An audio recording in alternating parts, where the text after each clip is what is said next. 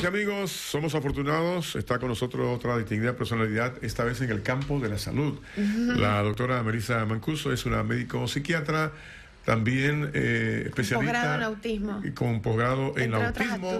Y el tema de que nos viene a hablar es autismo en la mujer y las niñas, empoderamiento de la mujer y la niña en conocer sobre esto para que pueda enfrentar de mejor manera esto, que no es una enfermedad, sino una condición, del neurodesarrollo. Neurodesarrollo. Una forma de desarrollo diferente. Sí, buenos días, muchísimas gracias.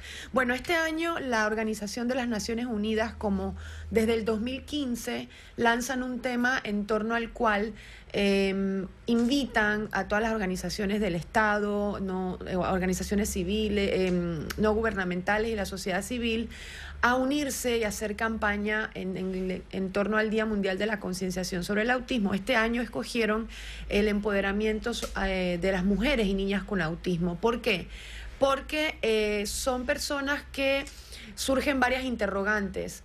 O se diagnostica menos, o sucede menos, o que en realidad estamos menos alertas de que puedan tener la condición, porque la prevalencia de autismo mayormente y de otros problemas del desarrollo son más frecuentes en varones.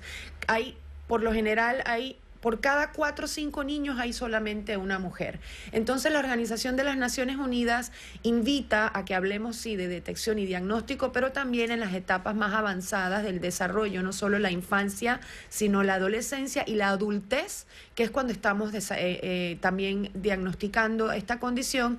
Y sobre todo nos exhortan a hablar del tema porque hay 2 situaciones que nos hacen vulnerables o las hacen vulnerables. Primero, el hecho de tener una condición llamada autismo y, según el Informe Mundial de Discapacidad, el hecho de ser mujer. Entonces, todo se vuelve más complejo. Como no, mientras usted nos hace este relato, doctora Mancuso, vemos unas escenas de personas con algún tipo de discapacidad, sí, entre chicos y Conozco chicas. El centro que están mostrando, ¿cómo no? Al Sullivan, usted sí, dejó ahí una trayectoria. Ahí estuve 1 año y medio a cargo de la dirección, a mucha honra, ¿no? Muy orgullosa y es un excelente centro. ¿Qué más argumentos de contenido como el que nos ha expresado doctora Mancuso podemos exteriorizar para ilustración de la familia que le está viendo y escuchando? Así es, la evidencia nos dice que las mujeres con autismo se ve menos ese amplio espectro. Ya no se habla de autismo, ahora se habla de espectro autista, porque hay muchas formas, cada caso es único, desde lo que traemos biológicamente, así como la experiencia de vida que va modelando cómo nos vamos desarrollando. En el caso de las mujeres en particular, las investigaciones han demostrado que tienen una capacidad mayor o diferente a los hombres en cuanto a su desarrollo de habilidades lingüísticas que las hace que pase desapercibido uno de los signos de alarma que es más evidente para la familia y otras 2 palabras que son fascinantes leer e investigar al respecto es que tienen mayor capacidad de mimetizar, ¿sí? O de camuflar las disfunciones que tienen a nivel socioemocional y comunicación. O sea, que las niñas, pese a saber, o las jovencitas más bien, o adultas, pese a saber que tienen la condición, evitan decirlo y tienen mayor capacidad de mezclarse y de desarrollar habilidades espontáneamente que las hacen que se vean muy parecidas a las personas que no tienen esta condición de su misma edad. Entonces, por eso pasan desapercibidas y se están diagnosticando, sí, en la infancia temprana cuando son casos severos, que por lo general cuando son casos severos de conducta o de clínica se asocia a discapacidad intelectual, que no es lo mismo autismo que discapacidad intelectual. Son 2 cosas diferentes que pueden coexistir, pero cuando es muy florido el cuadro de la niña desde la infancia es porque por lo general coincide con discapacidad intelectual y de lo contrario pasan desapercibidas. Entonces se ve menos ese espectro y se ve un poquito más polarizado. Y le repito, mujeres en edad adulta que de repente se empiezan saben o se han sentido toda su vida inadecuadas, como que no encajan, como que no les interesa lo mismo que a las demás o como que no les interesa tanto la parte social, tienen dificultad para entender esos códigos sociales y llega un momento en que alguien les dice, oye, podrías tener autismo y todo cobra sentido para ellas. Muy bien, interesante esta exposición que nos hace la doctora Mancuso. Aprovechamos coyunturalmente también para que nos dé una versión, porque entendemos que hay diferentes tipos de autismo. Así es, más que diferentes tipos, diferentes grados. Antes se hablaba de manera categórica de que el autismo, según clasificaciones previas, igual la clasificación que estadísticamente es la que se utiliza en el registro, lo que es en salud pública, pues los registros estadísticos en Panamá que rige ya se va a equiparar a la que rige en la escuela americana, que es la clasificación internacional de las enfermedades, y el DSM-5, que son los manuales diagnósticos. Antes era categórico, o sea, tienes o no tienes autismo, y si tienes este o este. Ahora no, ahora se habla de espectro autista, o sea, de si hay 7.400 y pico de cerebros en el mundo, y se estima, según prevalencias actuales, de que 1 a 2% de la población puede tener algún grado de autismo, entonces esa es la cantidad de cerebros diferentes que hay en autismo. O sea, todos son diferentes, y por eso se habla de espectro. Y eso sí, dependiendo de la gravedad de las conductas y la necesidad que la persona tenga de ser asistido en actividades de la vida diaria, que quiere decir bañarse, comer, desplazarse, controlar esfínteres, etcétera, se define el nivel de gravedad, que va desde leve hasta grave. Quiero aclarar algo, no hay nivel cero. Aunque una persona tenga una condición grave y por sus terapias evolucione y cada vez se vuelva menos severo, eso no anula el diagnóstico, ¿sí? O sea, no es que se curan, simplemente podemos disminuir el nivel de gravedad de acuerdo a la cantidad de estímulos positivos que recibe, que esa es la idea, ¿no? Las terapias formales tienen el objetivo de eso, así como las naturales y espontáneas, que es que salgan al mundo, claro, y se les exponga como a cualquier otro individuo, porque eso va modelando su conducta naturalmente. Un elemento que es una tendencia en personas con esta condición, sobre todo creo que es el Asperger, grandes figuras en la historia del mundo que han sido autistas, como el caso de Alberto Einstein, ¿no? Así es. De hecho, la comunidad ASPI, como se hacen llamar, no estuvo de acuerdo, bueno, eso es lo que uno lee, no estuvo de acuerdo que se sacara el nombre, o sea que... como se habla de espectro, no estuvieron de acuerdo que se sacara como tal el diagnóstico de síndrome de Asperger, porque gozan particularmente de ciertas características que los autismos de alta funcionalidad no son lo mismo.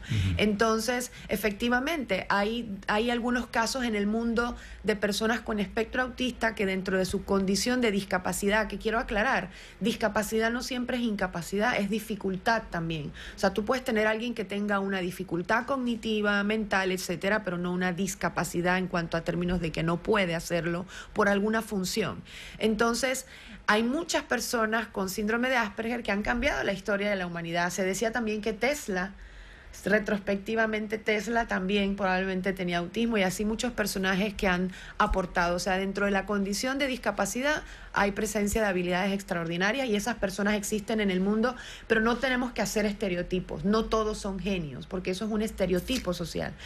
Hay algunos que sí lo son, y hay algunos que simplemente tenemos que buscar cuál es su habilidad dentro de su condición severa, para a través de esa vía enseñarles, educarlos, y que ellos nos puedan demostrar todo lo que saben. Y también una tendencia en cuanto al autismo se refiere a una memoria extraordinaria. Exacto, dentro de las habilidades. Muy sensibles a la gente que les rodea. Así es, dentro de las particularidades está esa hipersensibilidad sensorial que los puede hacer que sean muy detallistas y desempeñarse en ciertas actividades específicas, sobre todo científicas, pero al mismo tiempo eso les puede generar mucho malestar porque se sobrecargan sensorialmente, y de ahí la memoria, las habilidades lingüístico-verbales en el caso de Asperger, como usted mencionó, y bueno, muchas otras formas en que se han manifestado habilidades específicas en ellos, ¿no? Claro, interesante, y siempre ahí podríamos hablar 2 horas. Es grato y ver con la pasión que la doctora maneja los temas cuando concurre acá a estudios de Noticias AM, la doctora Melissa Mancuso, médico psiquiatra,